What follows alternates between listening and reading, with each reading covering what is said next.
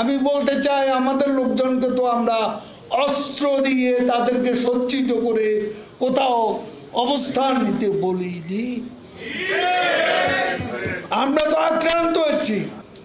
আজকে কোথায় কোথায় সরকার ও আওয়ামী লীগকে দোষারোপ করা হয়। আমি পরিষ্কার বলতে চাই, এই ঘটনা প্রবাহে আমরা আওয়ামী লীগের লোকেরা, আমাদের কর্মীরা, আমরা আক্রান্ত, আমরা আক্রমণকারী ছিলাম না। এখন অপবাদ দেওয়া হচ্ছে আক্রান্তদের। আমরা তো আক্রান্ত ছিলাম, আমাদের হাতে অস্ত্র ছিল না। আজকে অনেকে বলেন এখানে পার্টির লোকজন কম ছিল, অনুপস্থিত ছিল। আমি বলতে চাই আমাদের লোকজনকে তো আমরা অস্ত্র দিয়ে তাদেরকে সজ্জিত করে কোথাও অবস্থান নিতে বলিনি। আমরা তো আক্রান্ত হচ্ছি। নিরস্ত্ররা সশস্ত্র ব্যক্তিদের দ্বারা আক্রান্ত।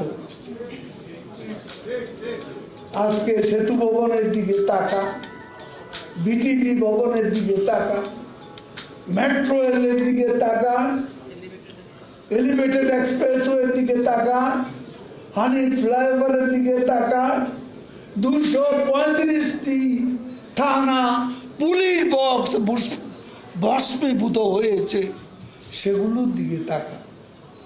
ফকুল সাহেব, এগুলো কি আমরা করেছি? কারা এ নারকীয় বর্বরতার আশ্রয় নিয়েছে? তাদের সাথে আপনি জাতীয় ঐক্য করছেন। স্বাধীনতায় যারা বিশ্বাস করে না, আজকে দেখ নরসিংদী কারাগার থেকে অস্ত্রাগারের গুলি, অস্ত্রাগারের অস্ত্র কারা নিয়ে গেছে? কোন জঙ্গি শক্তি?